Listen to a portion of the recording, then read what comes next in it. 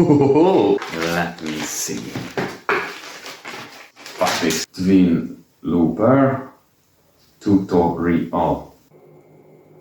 Hello everyone and welcome back to the BigyiShow. Today I'm gonna teach you how to use this bad boy. This here, infinite loop, sexy verse. Wow, now I know everything. Let me show you. I will walk you through it like a pro. So, first, there are the left and right input channels, which, when used together, allow you to create stereo signal loops. Or you can record separated mono loops on the left or right channels. And here are the left and right outputs. Now let's take a look at the foot switches and the two hand switches. The right foot switch serves two functions. It either stops loops or toggles effects, depending on the position of the small hand switch in the upper right corner here. This hand switch determines whether the right foot switch will act as a stop/clear control or as a toggle for an additional effect applied to the playing audio. The type of effect activated can be selected using the second hand switch on the left, labeled as change, forward or reverse. The left foot switch controls the basic looping functions such as record, overdub, undo, redo, stop and clear. Now let's talk about the two channel volume output knobs located at the top. These knobs allow you to adjust the volume of the recorded loop on each side, left and right. First, I found this a bit confusing because I thought they worked like a submixer, but they don't. They don't affect the input and output signals together. They only control the playback volume of the recorded loop. That said, these knobs can be still quite useful. They allow you to simulate the functionality of a two-track looper. While the loop content isn't independent, you can mimic separate track control using the left and right volume knobs. For example, if you record a guitar through the right input and vocals through the left input, you can lower the right output volume to mute the guitar while the vocals keep playing, like this. Vocal comes in left. Vocal comes in left. Vocal. Similarly, lowering the left output volume mutes the vocals, leaving only the guitar audible, like this. And the pass-through signal is not affected at all by these knobs. This recreates the illusion of two independent tracks within the same loop, giving you more control during your performance. The speed control knob is another creative tool. Turning it to the right slows your loop down to half speed, while turning it to the left speeds it up to 1.5-fold faster. Turn this down to half speed. Turn this down to half speed. Turn this down to half speed. Speed this up to 1.5. Speed this up to 1.5. Speed this up to 1.5. This control works globally regardless of the position of the hand switches. It's important to note that this knob only affects the playback speed of the recorded loop. It does not alter the live incoming signal like an effect would. What makes this feature more interesting is that if you record audio while the speed knob is already set to half speed, and then later turn the knob to 1.5-fold faster, the playback speed isn't just 1.5-fold faster, it's actually 3-fold faster. If you record audio while the speed knob is already set to half speed, it isn't just 1.5 faster, it's actually 3-fold faster. If you record Audio. The speed knob is already set to half speed. So, the overdubbed audio, no matter how many layers, always speeds up or slows down relative to the speed knob's position at the time of recording. This unique behavior opens up a lot of creative possibilities. It's definitely worth experimenting with, as it can produce some truly unexpected effects. These two indicator LEDs provide feedback to the user about the current looper state and the FX state. This is clearly detailed in the manual, so I won't go into further detail here. Now let's get into the basic functions. A. Right hand switch is in stop mode. In stop mode, the left foot switch does this. Press once, record. Press once again, plays. Press once again, overdub. Press and hold, undo the last recorded layer.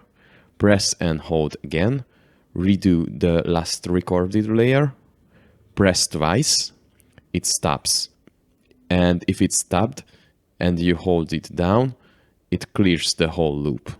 When you perform live, timing the double tap to stop the loop can be very tricky. This is where the right foot switch really shines. In stop mode, this button can perform stop and clear functions without needing a double tap. This comes in very handy for live performances, especially compared to many other looper pedals in the same price range which only have a single foot switch. So, in stop mode, the right foot switch works like this. Press once, stop. Press and hold while stopped, it clears the whole loop. B. Right hand switch is in FX mode. When the right hand switch is in FX mode, the right foot switch no longer functions as a stop/clear button. Instead, you can only stop/clear by double tapping the left foot switch. While this can make live performances more challenging, as it requires precise timing to stop the loop, switching the right foot switch to FX mode can still be very useful at times. In FX mode, you can activate or deactivate the previously set it up modified playback speed effect, while the left hand switch is in change or forward mode. Let me show you. This is the speed change effect. This is the speed change effect. This is the speed change effect. This is the speed change effect. This is the speed change effect. And my favorite thing in this pedal, reverse mode. If you switch the left hand switch to reverse, the right foot switch allows you to toggle not only the playback speed effect on or off, but also simultaneously switch the loop between forward and reverse playback. And if you're playing live and your loop is going in reverse, you can just blow someone's mind. And this is my favorite, the reverse effect. This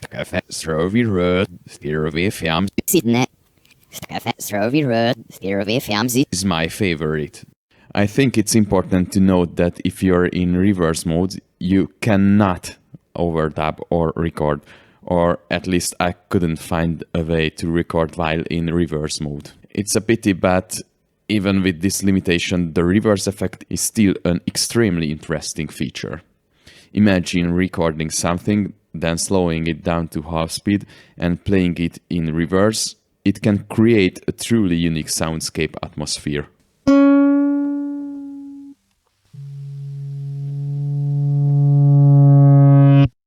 Lastly, if the left-hand switch is in change mode, it cross-switches the output channels.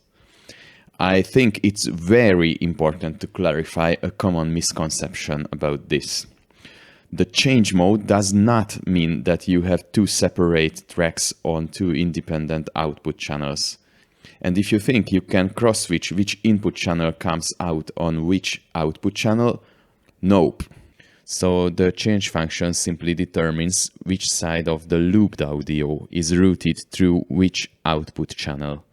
So the channel change happens here, not here, and not here. It's also important to mention where the volume fader knobs are located in the signal flow. They adjust the volume at this stage, not at the output pins.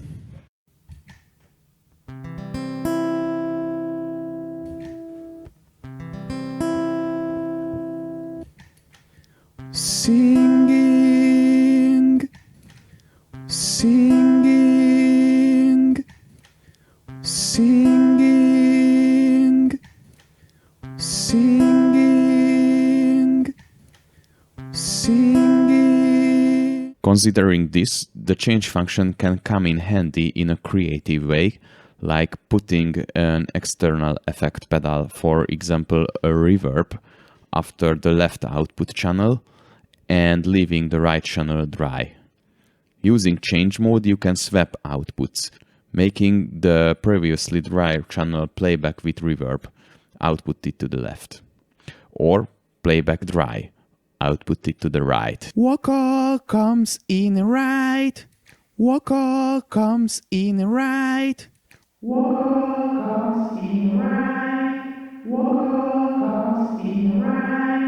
Vocal comes in right. How cool is that? My only issue with this idea is that it results in mono signal.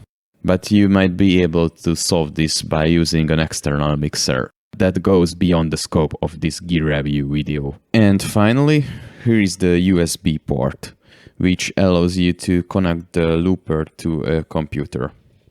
The manual states that you can import or export sound material to the pedal. Honestly, I've never tried it because I'm a bit paranoid about the possibility of a software update or some unexpected issue that could potentially mess up the whole looper. But that's just my personal concern. Maybe it's worth trying out. Just to make it clear, this is absolutely not a sponsored video. This is entirely my personal opinion about this gear, which I bought with my own money, and I'm sharing my experience with it after using it. For its price, this looper pedal is a great deal. It's packed with features and built last. Plus, it's compact and doesn't take up much space. I think it's a perfect choice for beginners who just want to start looping. When I discovered this looping stuff, I immediately wanted to buy everyone's favorite, the Boss RC505, but I couldn't afford it. And hey, after all, I think it's not a bad idea to start with something simpler. Then, if you find it's not enough, you can save up some money and buy that fancy RC505 eventually. I'm not saying this is a replacement for a more complex looper station, but I think many of us make the mistake buying a hardware that's way too complicated than our actual skill level. And of course, if you're a millionaire, just go ahead and buy the RC505 right now. There are plenty of competitors in this price range, but here is why I picked this one. It can handle stereo signal. It has a separated stop button, so no fumbling with the double tap to stop the loops. The reverse function, it's really amazing. It opens up so many creative possibilities. The speed change feature is also really amazing. It lets you get super creative. The channel swap function can be a bit tricky, especially if you want to create something more complex, but it can be very useful if you have the patience and the creativity to figure out what you can do with it, especially if you use it with an external mixer board, not just the looper pedal itself. You might wonder why I'm even making a video about the looper pedal and how it fits into the BigyiShow. Well, I think electronic music, no matter how beautifully it can be polished in DAW, it can never give the same joy as a live performance where you create something spontaneously, like an ad hoc techno jam. And since I want to perform live as well someday, I'm experimenting to see if I can make it happen with a looper pedal. And I thought it could be handy if someone is about to buy a pedal like this or has just bought it and needs some practical info on how it can be used. Hopefully I'll be back with a jam video where I'm actually using the pedal, creating some crazy mess for you all. Until then, Remember to feel the